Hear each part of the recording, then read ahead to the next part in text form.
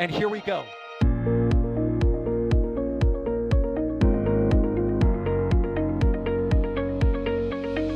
have liftoff. Propulsion continues to be normal. RCPA chamber pressure looks good. Doubling up. Roger and roll, planet. Water towers, fly! Yes! Tango down to nominal. Flight downside FT off. Bring in FT off. It's orange! R45! Oh my god! Oh my god! Decollage. Look at this! Put that in the big bag, Tingle. 343 unfolds to go. Indeed. We rise together, back to the moon and beyond. The methane will be igniting in the flare, correct? Yikes. Keep that. We don't need any more of these.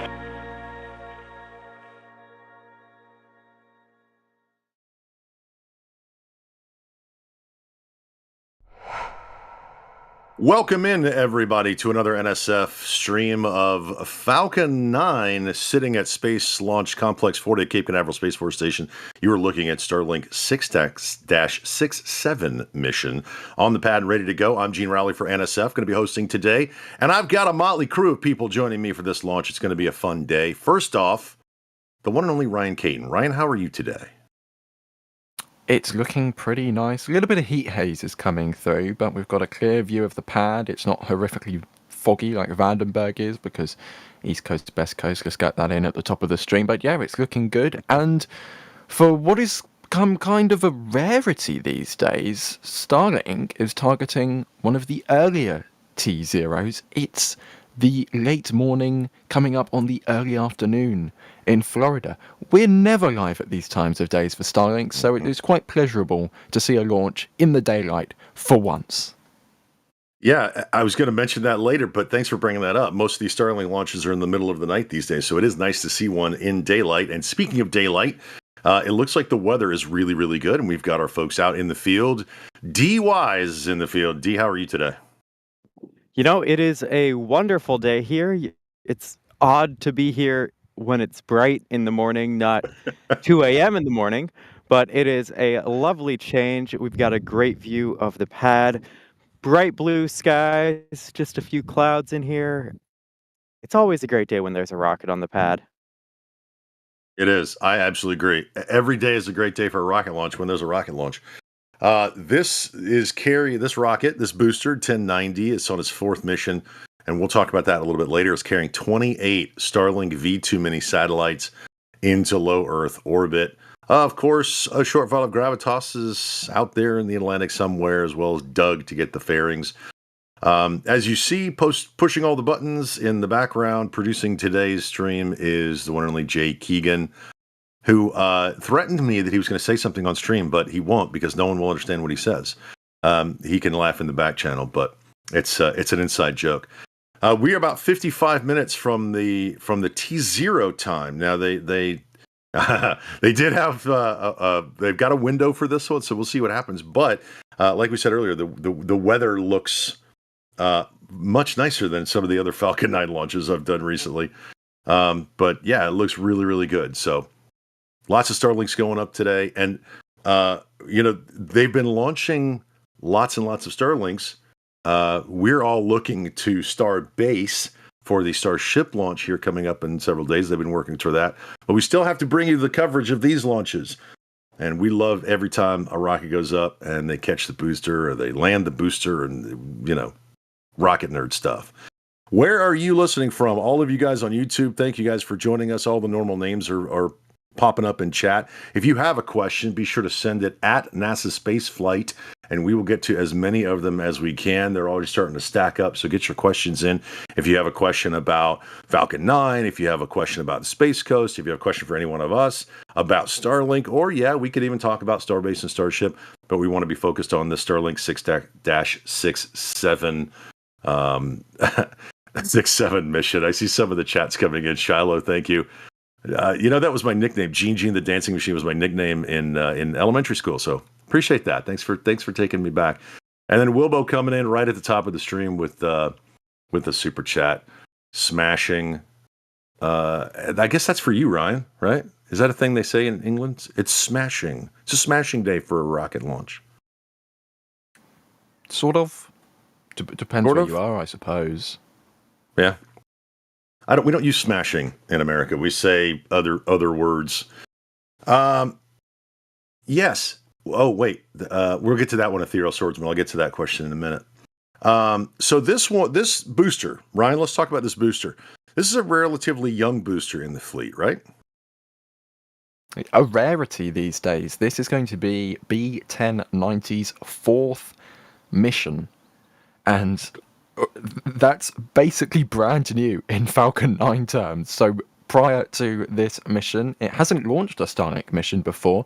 It debuted back in December last year with the O3b mPOWER 7 and 8 mission. It followed it up in March of this year with the SpaceX Crew 10 launch from Complex 39A, and its previous mission was the Bandwagon 3 flight, which was back on April 22nd. Its average reuse time is 63 days, a record to date of 38 days. However, if it doesn't launch at this T0, it would break its personal record and go to a 23-day turnaround, which is pretty quick, especially considering nobody else is reusing boosters. So a young booster for you today, but fingers crossed it performs as it did on all previous 3 of its missions. And again, as we talked about, as of right now, we're not tracking any issues why this shouldn't launch in just over 52 minutes. D, you're out there. It's a little warm today, right? It's not, because we're seeing the heat haze on the lens, and it doesn't look like there's a cloud in the sky, D. Well, not right over the pad. However, if you're actually sitting here looking up, there are some white clouds, but nothing of real concern here. When we take a look at the 45th Weather Squadron forecast, which does predictions on the chance of weather violations. Of course, on recent launches, we've been seeing like 50% chance of violation, all this sort of stuff. Today, it looks wonderful. We have just a 5% chance of violating weather constraints, and the only concern they're looking at today is the cumulus cloud rule. Even the additional risk criteria, such as upper level wind shear, booster recovery weather, and solar activity, those are all low concerns. And so it is truly a gorgeous day for a launch. But of course, being a daytime launch in the summer in Florida, it is hot, it is humid, and that does result in that heat distortion that you're seeing. That's hard to fight between us and the launch pad just a few miles away. And something else that is looking really good are some of the new shirts they have on the store. I wanted to bring up the Falcon 9 shirt. It just got launched the other day. It is the launch entry landing Falcon edition. And I haven't bought one yet. I haven't even seen them. I got to go out to the shop and see one. I just kind of threw a question to Jay there and say, hey, do you have this? So we'll see if we can get that. But yeah, go to shop.nasaspaceflight.com. I'll be going there after the stream. I got to grab one of those. And there's a whole bunch of other great stuff. I just got my TPS mug, the thermal protection system from Starship. I got that delivered just the other day. And it's sitting behind me. So when we do an on-camera stream, you'll be able to see that. It's pretty cool. And then, of course, everybody's asking about the Flight 9 patches, which, of course, those will be revealed at a full stack. And check out all the other great stuff at shop.nasaspaceflight.com. So we've got some questions piling up, and I want to get to some of those questions. And Ryan, so get your Alex thinking hat on. I'm waiting for someone to laugh. Nobody's laughing at my jokes today. It's all right. Let's see. JP Adventures wants to know, at NASA Spaceflight, do we know what fairings are on this launch? Do we have that information, Ryan? I don't know that we do. That information is difficult to obtain when we do not have cameras super close up to the fairings. at this point. However, I don't know off the top of my head. However, we did see the fairings roll by, so I'm not sure whether we captured it then. If we didn't, at least we always capture the fairing serial numbers when they come back into port with our fleet cams at Rusty's Seafood and Oyster Bar. So they allow us to get super zoomed in to the back of the recovery ship, and I'm being reliably informed that the fairings today are 155 and 218, 155 flying for its 25th time, 218 flying for its 7th time, and we did catch that on Space Coast Live when these fairings rolled by a few days ago. But yeah, we have the zoom capabilities on top of our hut at the Kennedy Space Center press site. We have our fleet cams at the port, so that's how we are able to obtain those serial numbers. There you go, JP Adventures. That was real time, by the way, because I was looking at our data sheet. It's not on there, and boom, the answer comes flying in from outside. Ethereal Swordsman with a super chat. Thank you so much for that support. By the way, we're able to do this because of your support. So we appreciate all of you being here, hitting the thumbs up button, sending in those questions, and also supporting us with your actual real money. Ethereal Swordsman says, NSF VTuber avatars when? I don't know who to ask this question to. And I'm going to show my age here. I'm so in. I know what YouTube is. What's a VTuber, D? Virtual It's YouTuber? a virtual YouTuber. Ah. Yeah, so you do like motion and facial tracking, and it replaces you actually being on camera with a virtual version of you or an alternate virtual version of you. Is that something we want, Ryan? I could get many people to say things they never did. with the wizard editing that you guys do in the background. I don't know. We'll ask Jay. Did you want to see our faces, or you want to see our virtual YouTube? D, what do you think? Do we need an avatar of us instead of on camera work? Not all the time, but maybe we do a VTuber special. That'd be interesting. Ethereal Swordsman, if I ever have an avatar made, can it be 40 pounds lighter? And because I'll look like a young strapping Tom Cruise. That's there we go. Because you don't need to see this. Yes, at NASA Spaceflight, I'm laughing too. We appreciate you being there. And let's see who is that. Paratron. Thank you so much. Here we go. At NASA Spaceflight. Is there anything... All right, Ryan, this is a great question for you. I'm going to start loading some of these up.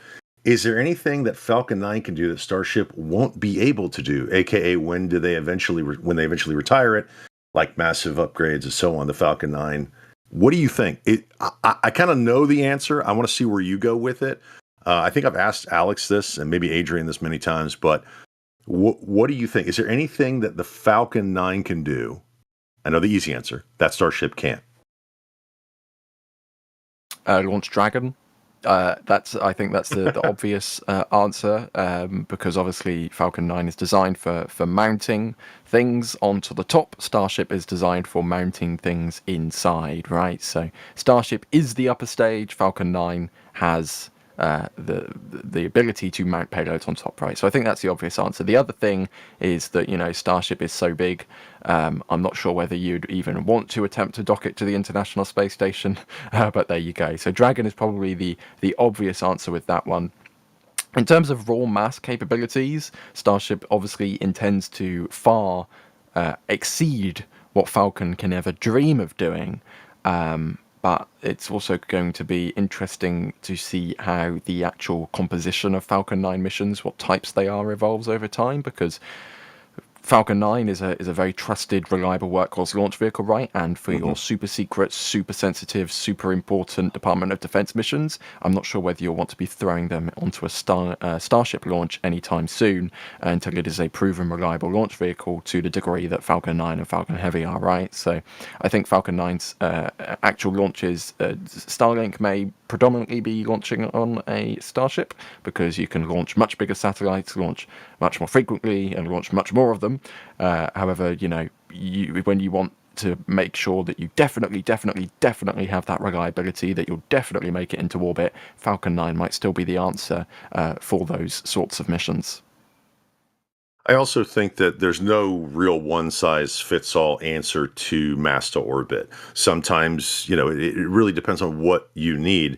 You don't want to buy one rocket launch that is launching a very small payload when you have lower mass to orbit options from a payload perspective. So I think, Starship is going to have its place with eventually point to point, potentially moving cargo around the planet. Maybe people around the planet, who knows? And also, like you said, lifting very heavy masses into orbit.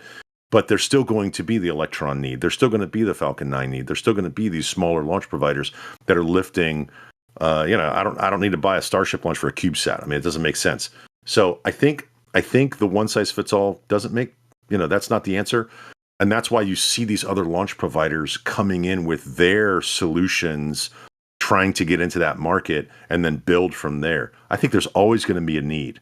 And like you said, going back to whatever space station replaces, be it VAST or whomever, replaces the International Space Station, there are going to be very specific missions that very specific rockets need.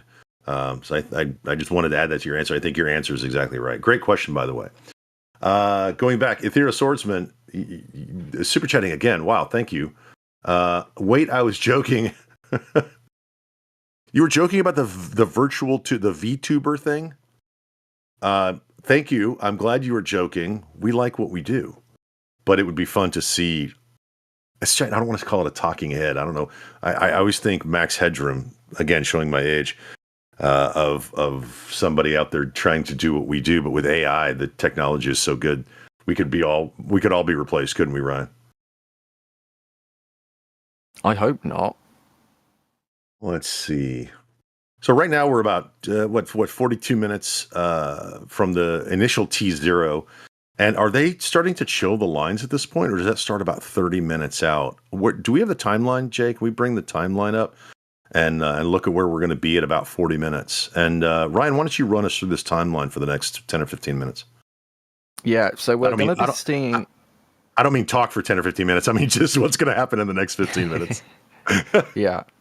So we're approaching T-minus 42 minutes here. Things really start to ramp up at around the T-minus 38 minute mark. That's when the launch director, who is conducting today's launch, that's when they'll verify go for propellant load. And if indeed they do decide that they'll go for propellant load, the propellant, you guessed it, will begin loading onto Falcon 9. We won't actually get confirmation of that at the time. SpaceX usually announces either we'll see frost rising on the vehicle because of the cryogenic liquid oxygen, or SpaceX will release a social media post saying that they go for today's launch, something around there. SpaceX unfortunately no longer verifies that in real time, but we'll find out soon enough. Following that, 3 minutes later, the actual fuel loading process will begin. That will start with the rocket propellant 1, that super refined kerosene and the liquid oxygen both begins loading on the first stage at the same time, T-minus 35 minutes, and simultaneously the rocket propellant 1 starts loading on the second stage. That's followed about 15 minutes later by the liquid oxygen chill down vent at T-minus 20 minutes and 20 seconds. That infamous vent that we see being shot out the side of the strong back there as they start to chill the lines, make sure nothing's in the way when they want to begin loading liquid oxygen on the second stage, which occurs 4 minutes later at T-minus 16 minutes. At T-minus 7 minutes, that's when the engines will begin chilling down on the Falcon 9 booster, making sure they're in the correct thermal regime for flight. So you don't want your engines being cracked because of a sudden change in temperature. The strongback will start to retract a couple minutes later. The liquid oxygen and the liquid oxygen load will complete on both of the stages at T-minus 3 minutes and 10 seconds and 2 minutes and 10 seconds respectively. And then we'll get into the actual launch sequence. The Falcon 9 will start up. Everything will be pressurized. Go for launch will be verified, we'll go through engine ignition, and then in 40 minutes time, lift off of Falcon 9. And there you go. We'll talk about that as we cross those milestones. We get closer. You'll start to see some of those vents come up, and the bottom of the rocket's obscured by the vegetation there, so it's going to be hard to see some of the venting from the tank farm, etc. But that 20-minute vent about halfway up the strongback, we'll definitely see that when that happens, and we'll call that out. But you can simply look at your screen as we cross T-minus 40 minutes for the initial launch for the first T0. They have some sub windows, which we probably won't get into. But if you're looking for information about when these launches are, where they're from, where they're going, you can download the Next Spaceflight app and get all of that information on your phone right at your fingertips. It's powered by Flight Club data, and it will tell you all kinds of cool information. I think there's a 3D modeling way it's all kinds of neat stuff on there. But if you're old school like me and you just want a newsletter, you want something popping in your email once a week, check out the NSF Weekly Newsletter. It goes out every Monday at 7 p.m. It covers live schedules, special offers. What did I say? Flight Sim? Flight Club, Flight Sim. It covers all kinds of different stuff. NSF updates. If you're like me and just want something in your email every Monday night, it's in there. You can read it and it will tell you about what's going on, especially with NSF, because apparently some people are asking questions about who we are and what we do and why we do it. Let's get back to another question. I like this question. This is from the United Federation of Moons. Turk Ferguson, thank you. At NASA Spaceflight, I'm here at KSC Saturn V spot for my first daytime launch. How far is the press site from here? I actually don't know the answer to this question. So, D, are you still on comms, or are you walking around the server room again? Are you back? I believe D is preoccupied. D is not back. Yeah. With some things going on at the press site at the moment. However, I've been to the Saturn V Centre. I've watched a launch from there. And if you look over the water towards the pad, to your right, it's quite hard to miss. You will see the huge vehicle assembly building. The press site is essentially on the other side of that building. So from the Saturn V Centre, you're about 2.5 kilometers, 1.5 miles from the VAB, and then just beyond the VAB is the press site. So where our cameras are currently stationed is approximately 3 and a bit-ish kilometers, 2 and a bit miles away from the Saturn V Centre. So you're a little bit further north, but you're a kind of similar distance to the pad. You'll be about 10 kilometers, 6 miles from the pad. The press site, where we are today, is about 7 kilometers, 4.5 miles from the pad. So similar distance, just a little bit further north. I've actually never been there, so I'm glad you knew exactly where that was. All I've ever seen it is on the NSF live streams. I need to get down there, and especially when they start launching starships down there, we're going to be very busy traveling from Texas to Florida to do these launches. Captain Kirsch with a question at NASA Spaceflight. Do you think they would let you mount a couple of cameras on the lightning rods? I don't know if DOS would want us to mount cameras on the lightning rods. They're called lightning rods. I mean, Ryan, would you put a camera on a lightning rod? I mean, it depends which bit you put it on. I wouldn't exactly want to strap it to the catenary wires, which actually, are the thing that absorbs the blow. But I'm sure there might be some insulated parts where we could screw a GoPro in, maybe. But I have to say, I have my doubts that SpaceX would support us doing that. I think we could ask and let them say no. How about that? Captain Kirsch, why don't you get on that? Get on that for us. See if you can make that happen. We'd appreciate it. Let's see. Amiga Clone at NASA Spaceflight. When do you think will be the first Starship launch for a non-Starlink satellite? I'm going to start this one, and then I'll pass it back to you, Ryan. I think it's going to be a while. Obviously, the first designs of the Block 2s, Block 3 ships with the payload bay doors are specifically designed to put the new Starlink, the bigger Starlink satellites in orbit. I have a follow-up question, too, from another viewer, but I think it's going to be a while. They've got to get the reliability of this vehicle to a point where we feel confident about putting customer satellites on it, about putting customer satellites on it, and then eventually humans on it. That's my answer. Ryan, what do you say? I think it's going to be a few years at least. Of course, as you said, with SpaceX, we haven't seen a single piece of hardware that we know of related to a payload door on Starship that isn't for Starlink. right? But we have the official dates are kind of leaning around 2027. A couple of years, I think it might be a little bit beyond that, because of course SpaceX is contracted to do all of the Artemis program support missions with their human landing system designed for Starship, right? Immediately coming up on Starship, so far what has been contracted, of course, we have Superbird 9, which is that big geostationary communications satellite for Sky Perfect JSAT being manufactured by Airbus Defence and Space. That's net 2027. We, of course, also have the Starlab space station, which is designed to be a kind of huge single module space station launched in one go, kind of underneath the Airbus family as well. That's no earlier than 2028. But again, we haven't seen any hardware to support a actual payload carrying and deploying Starship that isn't for Starlink satellites, right? There's nothing saying that we could see a huge chomper roll out of Star Factory tomorrow at Starbase, right?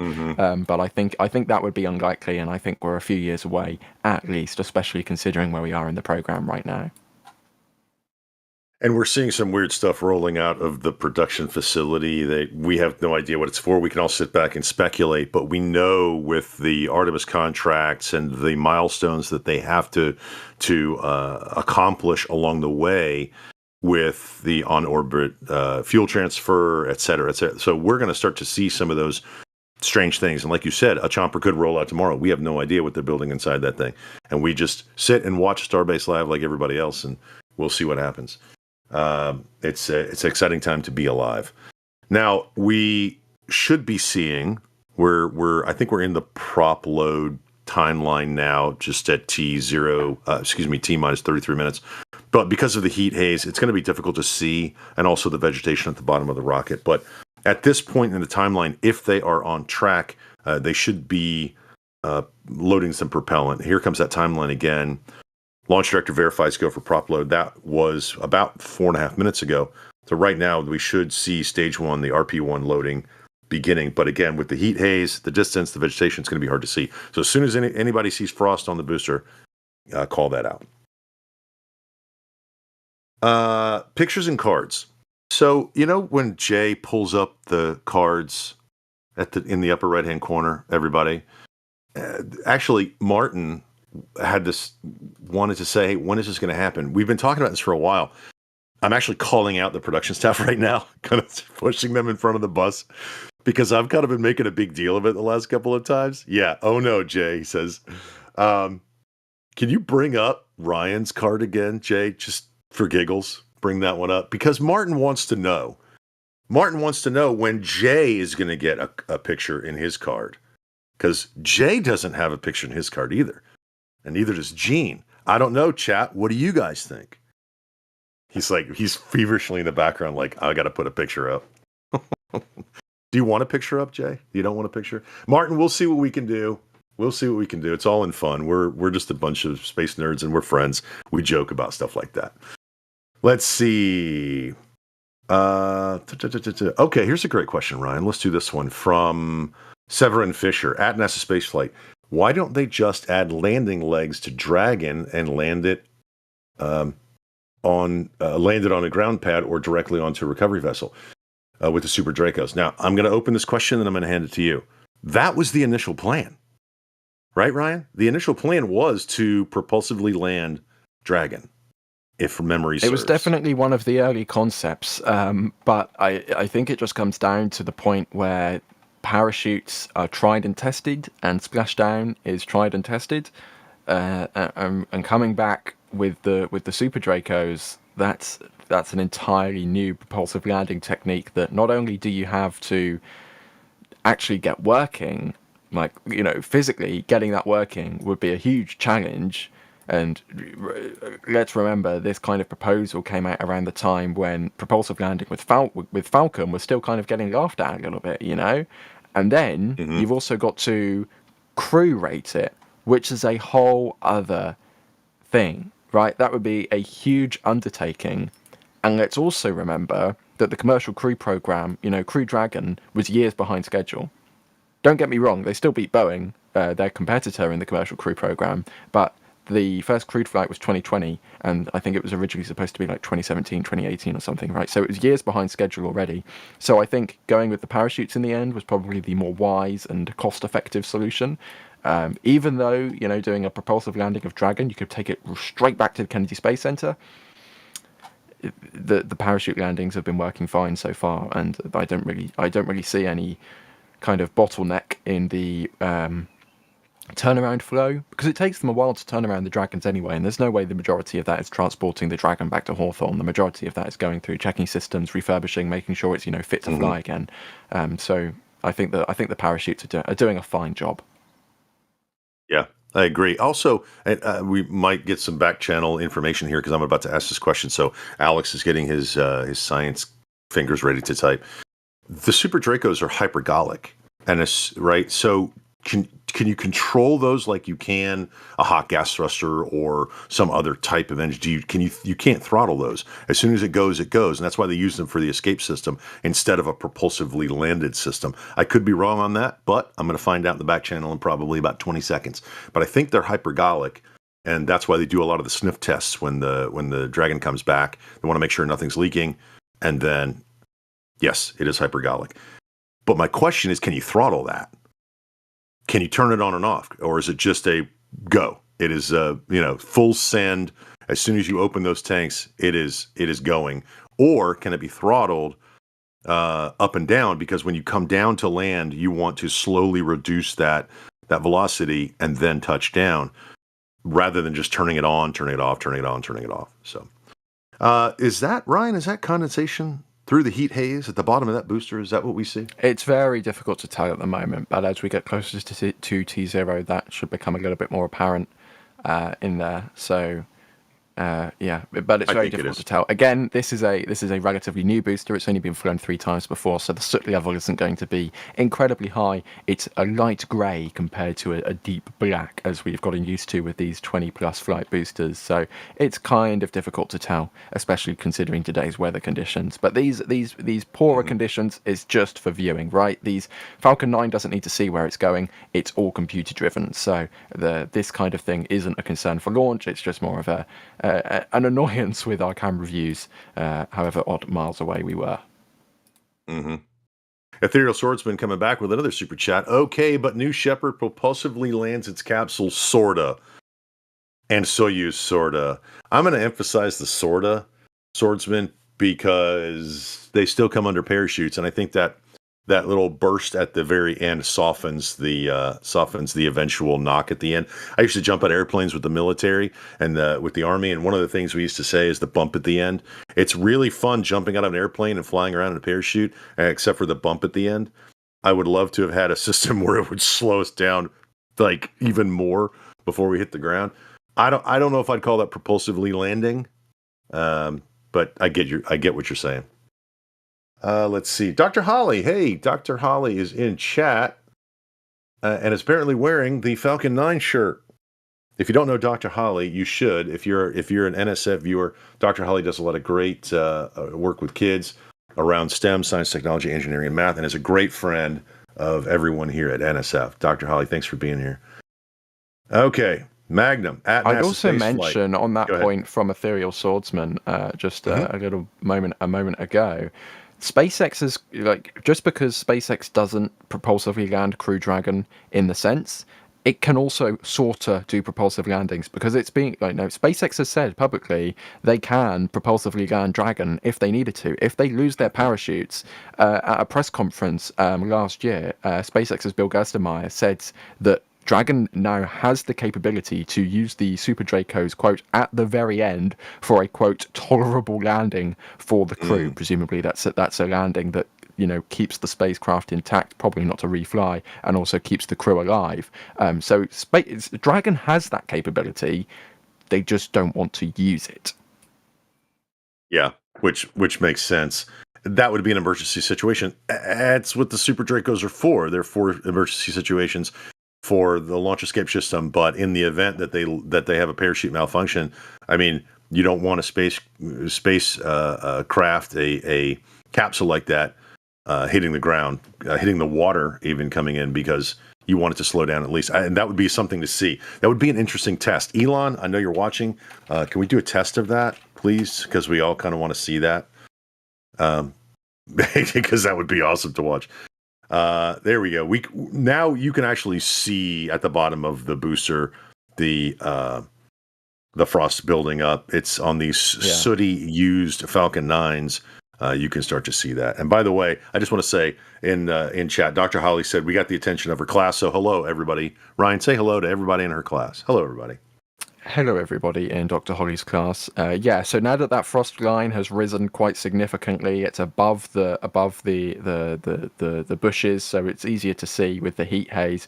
If you're not quite sure where we're talking about, if you look at where the vehicle intersects with the bush, just for a few pixels above that, there's a little chunk which is slightly brighter. There you go, a super zoom view, enhance. There's a little chunk which is slightly brighter than the rest of the rocket. That's what we're talking about there. We're seeing that frost and condensation kind of wrapping around the vehicle as the super chilled liquid oxygen gets loaded into the vehicle there.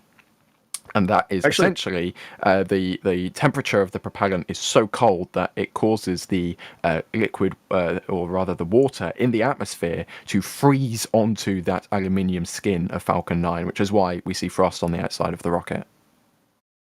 And I have a couple questions from folks about the tank farm, the rocket, the fueling procedures from Magnum at NASA Spaceflight. Why don't we see as much venting from Falcon 9's tank farm as we do from Starships? Ryan, why don't we see that? I think part of that is that it's very far away and it's hidden behind the trees.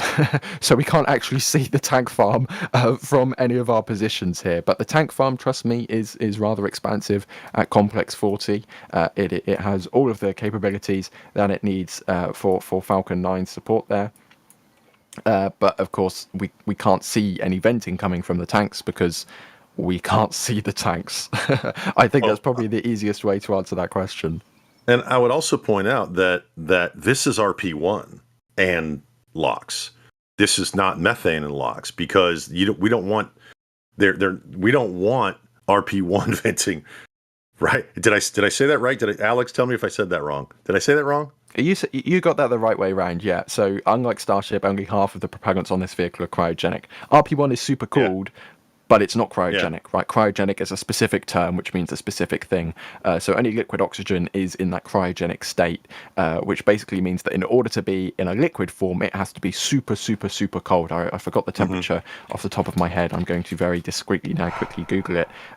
It's about minus 200 degrees Celsius, right? That's where liquid oxygen needs to be in a liquid form. So this is extremely cold propellant, and with Starship you have liquid oxygen and liquid methane, both are cryo propellants. Only one of those is cryo on Falcon 9. If you had RP1 that cold, we wouldn't have a very good day. Let's put it that way.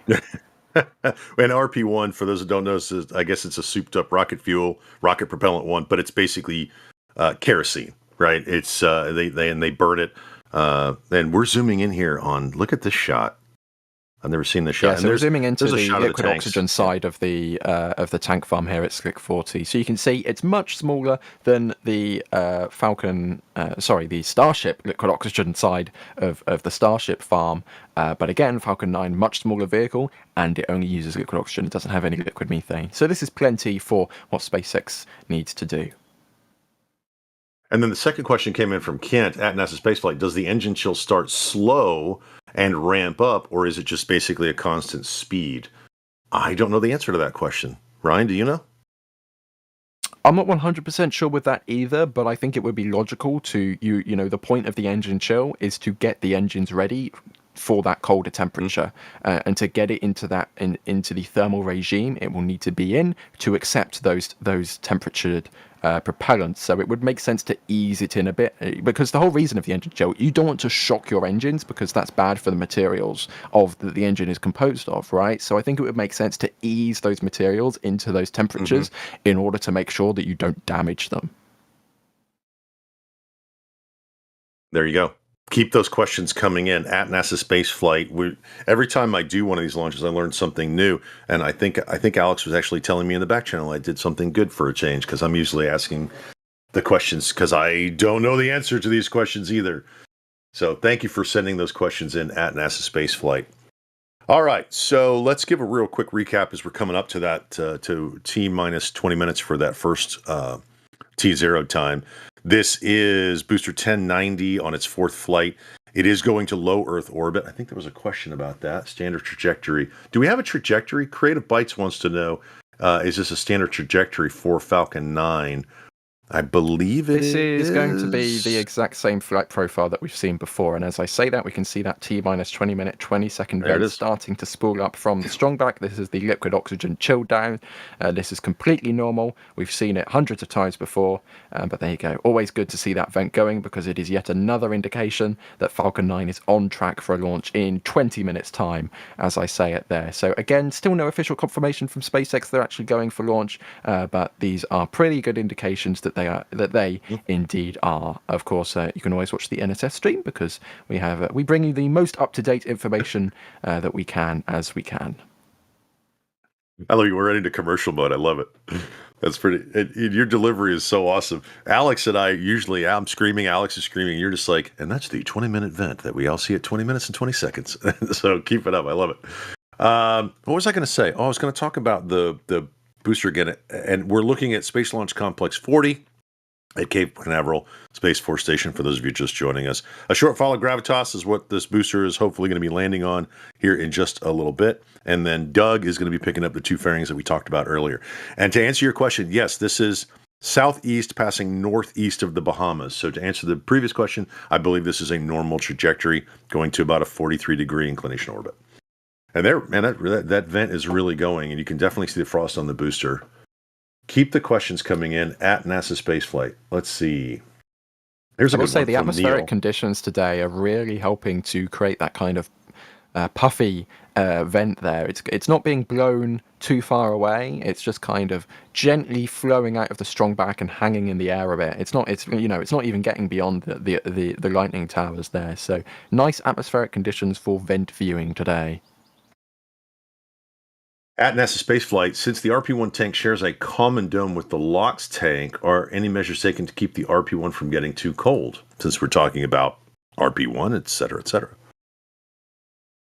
That's an interesting question. My initial assumption would go to insulation between those two tanks because, of course, they're going to be at varying temperatures. And yes, you are correct, Neil. You do not want the RP-1 getting too cold. So yeah, there's insulation in there to make sure that they don't get too close to each other. There were several people that brought up Ninja Guy Dan also said, if you chilled RP-1 until it was solid, it would technically make it cryogenic, but you wouldn't be able to launch with it, right? Because that wouldn't work. We had a question about the CubeSats. We were talking about payloads previously, Starship, taking over and phasing out, Falcon 9, etc. And John wanted to know at NASA Spaceflight, what's the max CubeSat unit size that could be yeeted out of a Starlink door? I don't actually know. I mean, is there a range for CubeSat size? Because the limit is going to be the height of the Starlink door. I'm not 100% sure what the height of the Starlink door is, but essentially, height of the Starlink door, round that down to the nearest CubeSat unit, that's your biggest CubeSat you can get out of there. Of course, you can make a very long and very flat CubeSat, then it's no longer a cube, then it's just a satellite, and it's going to be the exact same size of the Starlink satellite, the Starlink V3 satellite, because that's what it's designed to deploy, right? So where does the definition of Starlink satellite and CubeSat then kind of converge in that definition? When we were watching Starbase live, when they were loading the Starlink simulators, I believe it was Flight 7, might have been Flight 8. You got to see two of the SpaceX workers on the lifts loading the Starlink simulators into the payload bay. And I didn't really pay attention to the relationship in the size of the human to the size of the payload bay door. I would assume, just from memory, if I'm looking at that picture, it's going to be half the size of a normal human, maybe a little bit more than that. I'm not going to speculate. I'm speculating, but I'm not going to say definitively how tall that is. But it's going to be 3 feet, maybe. Well, 3.5? judging that the ship is 9 meters wide, I'd say it's probably around 0.7, 0.8 meters, maybe ish, perhaps. So you're saying But 2.5 that's a total feet? guess. 2.5 feet? 3 Let feet? me- Because let me- let me yeah, you're gonna convert do this it for you there. Americans. All right, chat, do it real fast. You guys are geniuses because you're watching this stream. So tell us what that is. 27, 30 inches, whatever that is in feet. Divide it by 12. Literally said 2.5 feet, and 30 inches is 2.5 feet. You're welcome, everybody. So you're saying it's just over 2 feet, just under 2.5 feet. So Roughly. there you go. Just there's your that's there's from your answer, John. that's my that's my mental image looking at Starship, and then I've done a mental arithmetic Yeah. to try and figure out the height of it. But a total guess. Don't quote me on that. Yeah, we're guessing. We're having fun here. Coming up, we're under 15 minutes now for Starlink 6-67. Under 15 minutes to launch. You can definitely see the 20-minute vent. We call it a 20-minute vent. It has shut off. And what significance is that, Ron? That means that we're seeing a little bit more condensation appearing. That's totally normal. But that vent concluding means that we are now into the loading of liquid oxygen on the second stage, which started just under 2 minutes ago. Of course, the liquid oxygen starts loading at the same time as the RP1 for the first stage. The RP1 for the second stage also started loading all the way back 20 minutes ago. However, the liquid oxygen load on the second stage doesn't actually start until T-minus 16 minutes. So that's now going to be well underway. That will wrap up at T-minus 2 minutes and 10 seconds. As you can see on the timeline there, approximately 1 minute after the liquid oxygen stops being loaded onto the first stage. That's at T-minus 3 minutes and 10 seconds in just over 10 minutes time from now. And things start to happen very rapidly. The people in launch control are going through their checks, and we're going to be listening in and watching what's going on in the rocket. And of course, D is still out there, got cameras. We'll have some tracking cameras on the rocket as it launches. So stay right here. We're not going anywhere. Thank you guys all for watching, and thank you for the support, by the way. You hear me say this all the time. Like, we can't do what we do without you guys coming and watching our streams, hitting the thumbs up button, and asking questions, and going to the shop, and getting the newsletter, and all that stuff. So I just want to say thank you. Really, it might. Some people are like, they went into commercial mode. It's really not. It really is us thanking you, because we would be here anyway. We would be here just talking to each other and nerd out about rocket launches. We've seen. How many hundreds of Starlink launches have you seen, Ryan? But we still want to see rocket launches. We still want to see the boosters land. We still want to be here to see it and experience this, because again, it's a great time to be alive. So honestly, from the bottom of my heart and everybody else here at NSF, thank you for being part of this community with us. And speaking of some more hundreds of questions? Starlinks of launches, this is actually going to be the 12th Starlink launch in a row for those of you counting along at home. And we have the potential for 15 Starlink launches in a row before the next non-Starlink scheduled flight for SpaceX, which of course is currently scheduled to be the 9th flight of Starship. Whether that holds or not, we of course have no idea. But a fun fact is that of the 11 previous Starlink missions, the last non-Starlink launch by SpaceX was Bandwagon 3, all the way back on the 22nd of April. And if you remember to the top of the stream, the booster that flew Bandwagon 3 was B1090. That is the booster that's on your screen right now. This booster flew the last non-Starlink launch for SpaceX. So in one booster cycle, one entire booster cycle, SpaceX has literally launched only Starlink satellites. That is how much of the mission portfolio is currently being made up of Starlink satellites for SpaceX. The last thing they launched that wasn't a Starlink satellite was launched on this very booster. He's so proud of that factoid. You can hear it in his voice. Ryan. That's interesting that you're right. And there was an earlier question, and I don't think I still have it, but it had to do with how many Starlinks SpaceX is planning to deploy. Now, we started off with the V1. Some of those have re-entered. By the way, you get all this information on This Week in Spaceflight. So every Friday, just watch, and they'll tell you exactly how many have launched, how many have come back in, how many are operational orbits. But Ryan, do you know what the expectation is for the total number eventually? I remember way back, it was like 30,000 or some crazy number. Have they revised that? I can tell you right now they have, I believe it's just over 8,000 in their operational orbits, and of course they are nowhere near complete, filling out the constellation. I'm just going to have a cheeky look very quickly for the amount of satellites that they have. Well, while you're looking for that, I'll give a quick recap. Here coming up on T-minus 10 minutes. There's a lot going on, and things are going to start happening very, very quickly as we get closer to this T0. And while he's looking that up, I'm going to take this opportunity to just remind you to jump out to our store. Jump out to the store at shop.nasaspaceflight.com. There's a lot of stuff coming your way. In fact, there it is on your screen. We have an entirely new collection of shirts. Of course, the patches. In fact, somebody wants to know, when is the patch? Right here, Blair Gardner wants to know, when's the patch coming out? Well, we do it at full stack. So if you're watching Starbase Live and you're watching our countdown to launch, you're watching our stakeouts, just be sure to stay there, because when that booster is on the pad and when the ship is on the booster, that's when we'll reveal the Flight 9 patch. I have not seen it. I think it's amazing. But there, on your screen, you can see all the new merchandise that's out there, the posters, the shirts, the sweatshirts, and a lot of the new designs. I'm a fan of the Thrust collection. Those are the engines. I've got several of those. If you are missing patches from previous launches, you can grab those as well. Or grab the stickers. Where are we going? He's going down the menu. You can grab the stickers. And that's kind of what I did for some of the patches that you can't get anymore. Grab the stickers. There's my coffee mug. It's on the right-hand side. I just got it in the mail the other day. That's the TPS collection. So if you need a neck gaiter or a shopping bag, yep, you'll see it in stream when we bring up the next time we're on camera. You'll see it. By the way, I want to thank some folks. Can I thank some folks? We've just passed T-minus 9 minutes. So I want to thank some folks. Wilbo Baggins, a name everyone knows here, part of our family. Thank you for gifting a Red Team membership. Bideford, another name everybody knows, another member of our NSF family, just like you guys.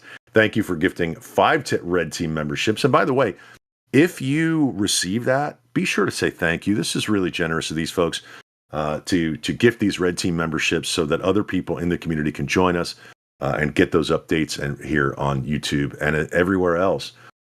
Let's see. Patrol. Wow. Very, very generous. Gifting 50 Red Team memberships. I can't stress enough how generous it is for you guys to gift these memberships out. Thank you guys so much for the support.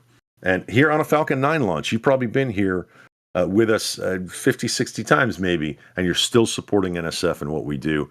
And get ready, buckle up for Flight 9 next week. It's going to be a lot of fun to see Flight 9 and what they do. Like, we're still trying to figure out, are they going to catch it? Are they going to go in the Gulf? What are they going to do with the booster? And hopefully, fingers crossed, that Ship 35 makes it all the way to reentry and then a splashdown in the Indian Ocean. But stay with us here at NSF. We'll bring you all the updates as that happens. Right now on your screen, you see Booster 1040 on its 4th flight, getting ready to go potentially here. I'm sorry. 1040. 1090. Sorry, 1090 I was going to say, 1040 was a little while ago.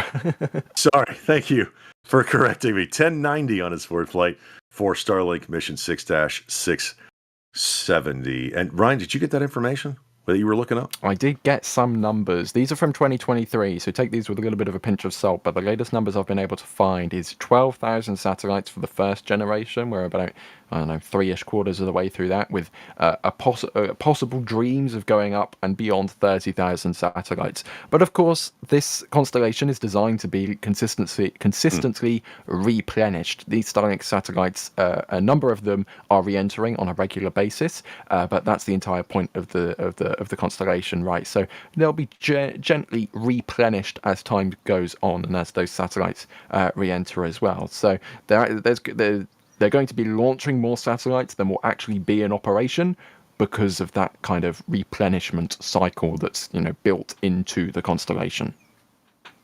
And again, on This Week in Spaceflight, Alicia and Ryan, whoever's hosting, takes you through all of the Starlink missions for the week and the satellites that are still in orbit and those that have re-entered. But Starship's going to be kind of a game changer because they're going to be launching, what are we calling them now? The V3 satellites? The 2.5s? Yeah, so I can't remember what they're calling them. the satellites that they're going to be at the moment, let's say SpaceX changes their mind on naming things every other week, but for the time being, the version of Starlink that will initially be launched on Starship is the V3 satellite. This is a huge satellite, much larger than what's been launched before, and that is essentially because it's designed to fill up a Starlink a payload dispenser inside of a Starship. The current satellites that are being launched are the V2 Mini, which is a smaller version of the V2 satellite, which was initially going to be launched on Starship, but then basically Starship wasn't ready in time because it is taking a period of time to get ready to become a reliably orbital insertion vehicle. I think we can all understand why. So SpaceX basically, so the Starlink team at SpaceX was basically like, okay, we'll shrink down the V2 satellite, call it the V2 Mini, and launch them on Falcon 9 instead. Alongside these satellites, we also have the direct-to-cell satellites. Now, these are a completely different design, serving sort of a completely different constellation. The direct-to-cell satellites can only talk to mobile phones. They cannot talk to the normal Starlink dishes. So this is kind of an adjacent Starlink constellation. One of them serves for the normal dishes on the ground, on businesses, on boats, on planes, on trains. The other one purely serves the direct-to-cell market there. So those are the two kind of satellite design, or the three rather, satellite designs that are currently in circulation. V2 Mini and direct-to-cell are the only ones being launched. V3 is going to be, if things remain the way they currently are, they're going to be the first version actually launched on Starship. That's a lot of information about Starlink. I had no idea. I keep watching This Week in Space Flight, and I keep understanding how many are up, how many are down, how many re-entered, how many are going. On your screen right now, you see some of the SpaceX shots. You can see that venting that we see from a pretty good distance away. We are about 3.5 minutes. Well, I was going to say, when we were on that ground shot, you could see some of the venting coming up from the tank farm. So to that question earlier, the tank farm does vent, but as you can see, as we could see rather, there we go, back to this shot, just over the Slick 40 and the ticker, there is venting. It's just much smaller than Starship's venting, and it means it's hidden by the foliage from our press site cameras. But rest assured, there is venting. And right now, what are they doing in the control room? They're going through final checks. They're because they have to do it before it goes into the 1 minute, because that's when the Falcon 9 takes over. Yeah, so at that T-1 minute mark, the Falcon 9 takes over the count, and at 45 seconds, the launch director will verify go for launch. So, throughout the entire count sequence, engineers have been keeping an eye on multiple parameters.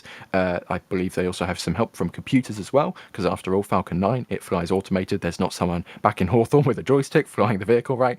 So there's various numbers which people are keeping an eye on, and so far, up until T-2 minutes and 40 seconds, it's obviously all been within bounds because we have gotten this far. So just 2.5 minutes from the initial T0, all indications right now are that they are looking to launch here in about 2.5 minutes, and we should be hearing and getting confirmation very, very soon in the back channel, of course, that we are go for launch. Of course, like you said, they're going through all those checks as they get down to that T-1 minute. So we'll keep all eyes, and we should see some venting here, and you can't see, but right now they retracted the strong back. There it is. There's a shot from SpaceX. It tilts back just a little bit, and then at launch, it tilts back a lot to get out of the way. So the strong back retract just a little bit has happened. That happened about 2 minutes ago, and then it will fully throw back at the time of launch. So that is unlike the design at Vandenberg, which is an older design which throws back all the way at T-3 minutes. This strong back does not do that. And that vent has started, and now what they're doing is they're clearing the lines up that strong back, because that means that the propellant load is complete, yes? Yeah, exactly. So this is the indication that all of that propellant load has wrapped up, and the vehicle is now going to enter the phase of getting pressurized and ready to go. When you say pressurized, you're talking about the engines themselves, the tanks? I'm talking about the tanks there because as the propellant is drained out of the tanks, the pressure, the remaining gap that is not propellant is going to be. You don't want that to become a vacuum, right? You don't want that to become like a suction force. So they repressurize, I believe, with helium gas, and that is what allows the propellant to still get kind of pushed out of the tank as it gets into space. And under the 1 minute, the vehicle is in startup. We've got about 30 seconds. You can start to hear some of the audio from our microphones in the field. Launch director has announced they are go for launch here in about 20 seconds. So we'll see Booster 1090 on its 4th launch here in just a few seconds, on its way to low Earth orbit, carrying those 28 Starlink V2 mini satellites. And we will catch you on the other side.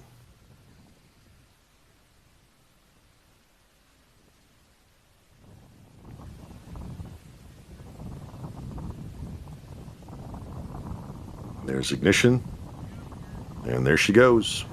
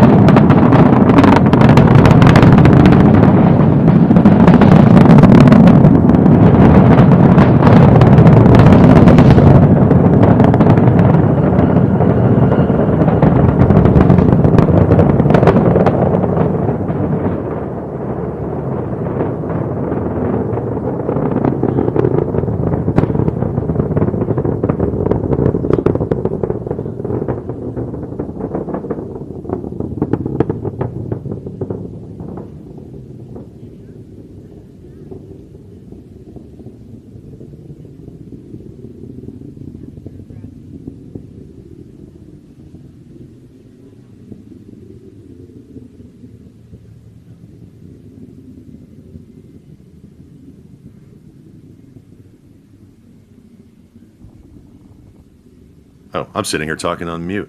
I was talking about how great the sound is, Ryan. That's one of the things that we love about the sound. It's past max Q. The Falcon 9 is past max Q. And they've already started the MVAC chill on the second stage. And you can see the plumes spread out from those Falcon 9s as it gets up into the thinner parts of the atmosphere. Great tracking work, guys. And you can see the angle of attack of Falcon 9 from our side-on view here from just outside of Port Canaveral, this tracking by Need Pizza, a few thousand miles away in Europe. So well done, Need Pizza. This is brilliant. But you can see the vehicle now starting to straighten out again because it's getting ready after that dogleg maneuver has been performed from the first stage. There we go, main engine cutoff. It needs to straighten out for a clean separation between the first and second stages, which we should see momentarily, and that will be followed up by the ignition of that second engine on the upper stage. There it goes. The Merlin vacuum has started up, and the Falcon 9 will now start to reorientate itself, the booster that is, for its rise up to apogee. And we can see there the cold gas thrusters doing their job, orientating the booster there. We should see fairing separation momentarily as well. Yeah, great tracking work, Pizza.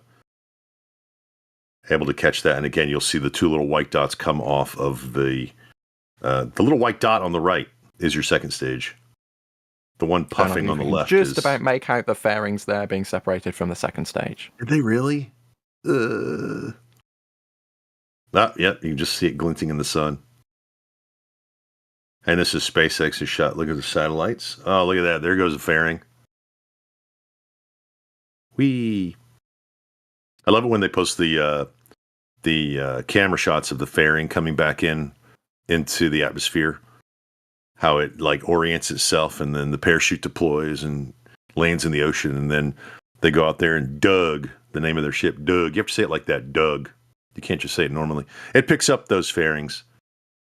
And as you can see, 1090 And when you say reorient itself, it comes in and it does a re-entry burn, which will be here in just a minute or so, a couple minutes. But when you say it's still traveling up to apogee. Exactly. And then the vehicle, the vehicle obviously launches nose first, and it comes back engines first, so it needs to basically do a 180-degree flip. Not really, but you know what I mean. So that's what we're seeing now. The vehicle slowly coasting over the Atlantic Ocean. You can see the clouds and the sea beneath us, and we can see some little puffs there from the cold gas reaction control thrusters from Falcon 9, which is of course orientating it. So when we get past apogee and get back to that sort of re-entry burn, that is when the engines will be pointing in the correct direction. That re-entry burn, fighting fire with fire, as we like to say, basically slowing the vehicle down so it doesn't burn up as it is making its way back down to a landing. Of course, we see with Starship with Super Heavy, it doesn't conduct a landing burn, but then we see the engine section, glowing hot. It's so bright, literally because of the friction that is generating those temperatures. Falcon 9, it can't sustain that, so it does an entry burn. And you can see the altimeter, the altitude indicator on the left-hand side. That's for the booster. That is decreasing. It got up to about 115 kilometers, and now obviously it's coming back down. And you'll see the speed increase until we get to that entry burn. Then you'll see it decrease very, very rapidly. And the entry burn is very interesting because it starts out as one engine, then goes to 3, and then back to 1. Why do they stagger that? Do you know why? I'll be honest, I'm not 100% sure on the technical reason for that. Maybe it's just to some sort of ramping up sequence. But they do the same thing with the Super Heavy. This is obviously not with 9 engines. They do it with 13. But you can see they have a specific start sequence for these multi-engined rockets, probably just to make sure they don't overdo it and risk something bad happening. That would be my assumption, at least. And you can actually see when they get to the entry burn here in just a second. You'll see the plume change shape when they go from that single engine and in the center, and then they ignite the other 2, so it's a line for that entry burn. Here it comes. Page 1 FTS. There's the single, and there it goes to 3, and it's very, very apparent. And it's actually, as you say, fighting fire with fire as that speed in the lower left-hand corner is slowing down. It's actually basically cutting its way back into the atmosphere, and once entry burn shut down, it'll shut down back in the same sequence where they shut off 2, then 1, and now once it has through that vehicles are following nominal trajectories. Through that entry burn, you'll see the grid fins starting to work. And you lose scale. Those grid fins, on my screen, they're 1.5 inches. Somebody on your phone, they might be a couple of millimeters. But they're substantial. And the ones on Starship are even bigger. And that's all they need to do is they catch the air and they start to guide that and orient it toward the drone ship, a shortfall of gravitas. Right, Ryan? Yeah, that's correct. So, of course, they don't really serve a purpose in the upper atmosphere. It's only when they get to the thicker part of the atmosphere that these grid fins can really start to bite into the air, if you think of it, and then you'll see them start to work. But then, as the vehicle velocity decreases, less air is rushing through those grid fins, which means they then lose effectiveness again. So they are only really effective for a specific point where the atmosphere is thick enough and they're traveling fast enough. And we're coming through some clouds, so you actually kind of see that. We get some beautiful streaks through the grid fins here. This is absolutely beautiful. Biting the air, as you say. It's an interesting way to put it. We're standing by for that engine burn, that landing burn. That landing here burn. It comes. Single engine. Stage 2, terminal guidance. And there's the drone ship.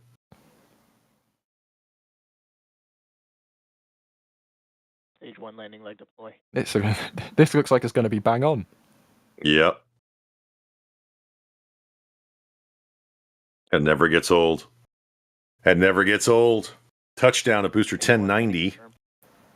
And now I guess it's 1090-5, right? As it gets ready for its 5th mission. Yep, that is added on as soon as the booster lands. And we're going to stand by for the cutoff of this Merlin vacuum on the upper stage. This is what will insert the Starlinks into their initial orbit. There'll be another burn coming up. Unfortunately, SpaceX doesn't cover that. But here we go. MVAC engine shutdown. And there you go. Right on cue. You know, if you've been watching from the beginning of the SpaceX journey, the Falcon 9 program, now watching these, they make it look easy, but there's nothing easy about it. As you said earlier, Falcon 9 is the workhorse of the space program, literally mass to orbit. And if you see those graphs about how much mass to orbit is lifted by countries, by governments, by other space providers, the Falcon 9 really, really outshines everybody else. And you can see the strong back there retracted, and it's slowly lowering down. I guess they raise it back up first, then they lower it, right? Yeah, so they'll start bringing it back up, and we'll see that happening over the next insert unit of time here. But yeah, it's not an immediate thing. Obviously, they want to make sure that the pad is okay. Even though Falcon 9 is much less powerful than, say, Starship, it's still a big rocket. This thing is 70 meters tall, 3.5 meters wide, 9 Merlin engines. These are really, really powerful engines. So you want to make sure that your pad is healthy, still intact, and then you can begin the safing operations to bring it back to a sort of kind of reset your launch pad, make it ready for the next mission, which, knowing SpaceX, is probably coming up in a couple of days' time. And as we were watching this Falcon 9 launch for Starlink 6-67, I want to thank a couple of folks and also get back to some questions while we're getting ready for some replays. Ethereal Swordsman has jumped in with a couple more super chats. The first one is kind of an inside joke from a previous Starship mission. Thank you, Ethereal, for this. Those 4 towers are for Jack to stand on to finally be taller than Gene. If you were watching the Starship launch, I think it was Flight 8, you'll get that joke. We love Jack. We love you, Jack. We always do. And then, of course, Ethereal coming in with another super chat. Thank you so much for your generosity, my friend. I think I heard once that during a Crew Dragon flight, despite being only 1 Merlin, the second stage burn is the most intense phase of the flight. With the most vibrations. I don't know about that. I haven't heard that myself, but I would think that it would be the initial liftoff. But on the other side of that, it is the engine closest to the crew capsule. So I don't know. It makes sense. You got 9 sea level engines burning, but you're a good distance away, and then you've got 1 vacuum optimized Merlin. What do you think, Ryan? I'll be honest, I'm not 100% sure, but yeah, I will say when you're on an aeroplane, the seats that are furthest away from the engines are typically the business class seats, the first class seats, because the further you are away from the engine, the quieter it is. So I wouldn't be shocked if that's a very similar thing with rocket engines. You know, the closer the engine is, the louder it is, and the more you feel it. I kind of want to interview one of the astronauts that have flown on Dragon and talk about the time between main engine cutoff and second engine start, where you're being accelerated, and then the engine's cut off, and it's this peaceful calm for about 10 seconds, and then boom, that vacuum Merlin. That MVAC kicks in and you're accelerated again. And it's again right behind you.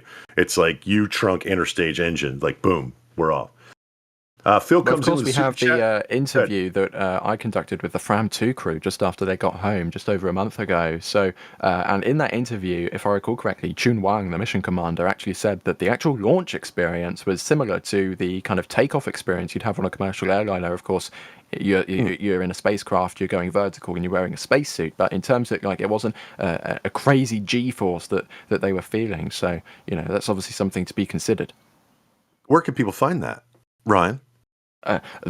Funny you should ask that, Gina. I'll go and grab the link. Actually, of course, it's on our channel. I'll grab the link right now, and then I can spam that in chat for everybody.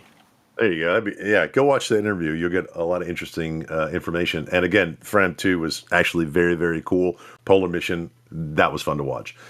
Phil coming in with the super chat. Late fee, love the channel. Thanks all. Thank you, Phil, for your support. We greatly appreciate it. And don't forget, guys, you can get the newsletter. Go out and check out all the new merch on shop.nasaspaceflight.com and everywhere else. And just hitting the thumbs up. Tell your friend about us. That's it. That's all we ask. That's it. Just be here with us as we watch these rockets launch. While he's doing that, I'm going to find some more questions here. Well, I've just been informed in the back channel from Alex that we have a neat stat to point out, and apparently, if we count Falcon 9, Falcon Heavy, and Super Heavy catches, this was the 450th successful landing of a SpaceX brand rocket. You're right. 447 landing. I'm reading in the back channel. 447 landings of a Falcon 9, Falcon Heavy booster plus 3 Super Heavy catches. That's awesome. That 450, and here we were. It was Team Awesome X, Gene and Ryan and Jay and D in the field.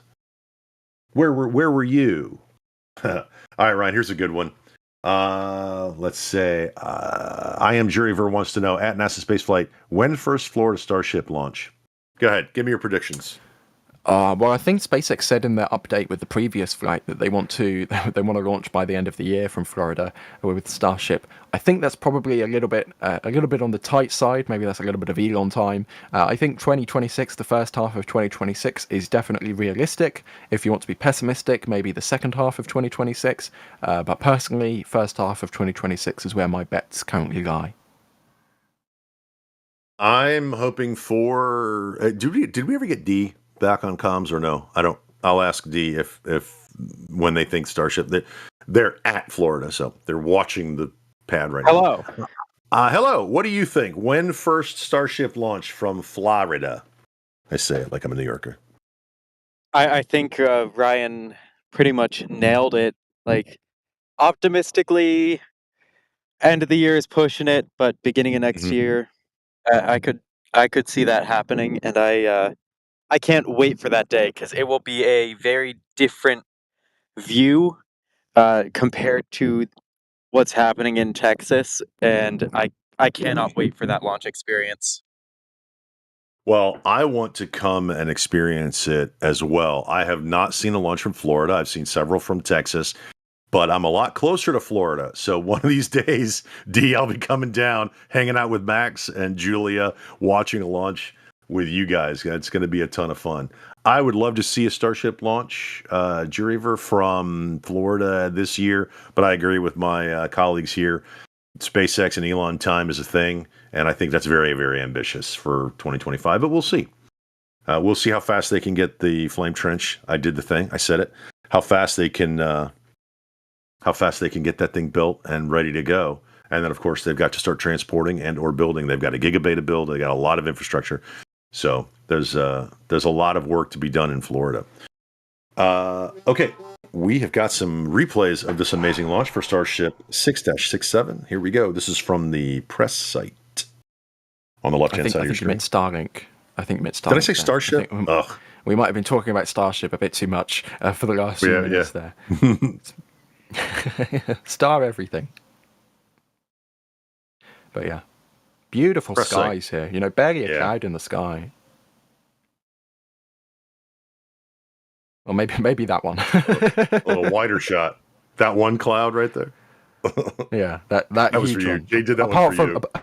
Apart from that one, not a cloud in the sky. Yeah, I definitely have got to get down to Florida to watch a rocket launch. I've been down to Florida. I have family in Florida. I just have never been specifically for a launch, and I got to join the NSF team down there for a launch. Yeah, Fleet cam. I mean, sometimes it's quite difficult to judge being there for an exact launch, but these days you go down for if you go down for a week, you're guaranteed to see probably 2, maybe 3, pushing it 4 Starlink launches, right? You're guaranteed to see a Falcon 9 pretty much if you go down for a week or so, depending on what time of year. If you go down during hurricane season, NSF not responsible if you don't see a launch, but there's a pretty good chance averaging over the year that you'll see a Falcon 9 launch these days if you go down for a nice week off in the summer, let's say. And there is a video of where to watch rocket launches. When the last time I was down in Florida, it was not the last time, but I was down there for one of the SLS launches, the last SLS launch when they delayed 16 times or whatever it was. And I was hoping to see it. I was on the deck of a cruise ship. We were pulling out of port. I was like, oh, this is going to be amazing. Look at that heat haze. Yeah. We were pulling out of port. I was like, oh, this is going to be an amazing everybody get to the top deck, and then it was like, hydrogen leak. We're delaying the launch. Whatever. But I definitely will be there. And so should you. If you ever get a chance, go to the Space Coast, watch a rocket launch. You could find that video, I believe it's from Julia, that tells you all the great secret spots, which aren't really secret anymore, to go watch a rocket launch. And if you get to Texas, go out to Starbase. If you get a chance, go watch a Starship launch. It is crazy. Ryan got to see flight 7 or 8? 8? The last one. So that's flight 8. Let's take a look at the side-on view here. You can see with the angle of attack I was talking about at the time. This is from our SBL and Space Coast Live operator Need Pizza, who's tracking this robotically from a few thousand miles away. So pretty cool technology we've got set up here. Brilliant track as always. And you can see there the vehicle, it reverses the direction of the plume. The direction of the vehicle straightens out before stage separation to prevent any, let's say, contact between the first and second stages during stage separation. We may have seen a launch recently where there was contact between the first and second stages, and we saw the results of that. So that's why SpaceX, straightens out their launch profile, their flight profile before stage separation. And that was a great track, Pizza. Well done. And you can see, actually, there's stage separation. You can see you can barely see the fairings deploy, etc. Well, this has been a lot of fun, Ryan. I appreciate you joining us. And you and I get to work every now and then. We get to work together, and I love doing Starlink launches. I love doing all these other launches. I do love Starship launches, but these are really fun. I could watch these. So thank you for joining us today. Yeah, I mean, I think it's time everyone starts getting hyped up again, because we might be just about a week's away from a Starship launch. We're working here in the background, getting stuff for the Starship launch ready. People will be deployed to Starbase pretty soon. I'm staying at home for this one, but yeah, I'm really looking forward to what the next week holds, because it's going to be exciting.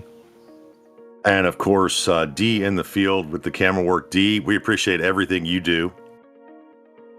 Of course, it was a slightly chaotic stream for me, but it was a good one and a wonderful launch nonetheless. And we couldn't do this without Jay, Keegan in the control room, pushing the buttons, flipping all the switches. Still no card. We need to see a picture. How about a VTuber avatar, Jay? There you go.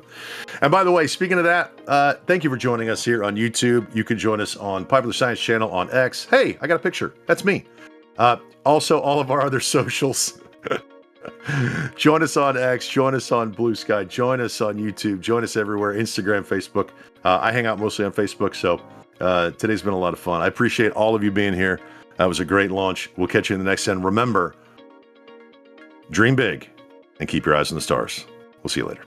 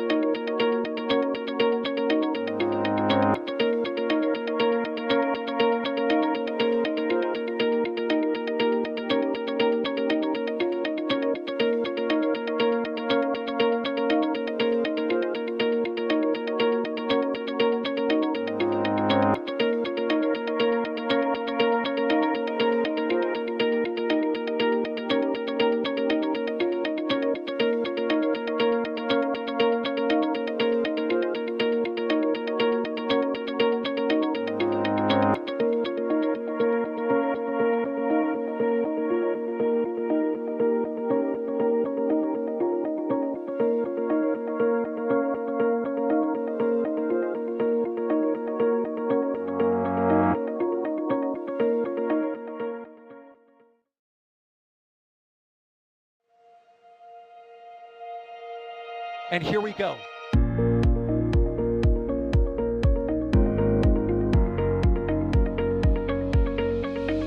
have liftoff.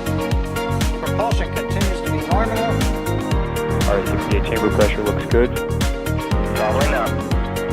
Roger, planet.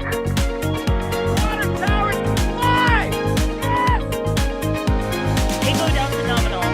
Flight contact FTE off. Say again, FTE off. Off. It's orange! Orange 45! Oh my god! Oh my god! Décollage! Put that in the big bag, Eagle. 343 unfolds to go. Indeed. We rise together, back to the moon and beyond. The methane would be igniting the flare, correct? Yikes. You dead? Sure. We don't need any more of these.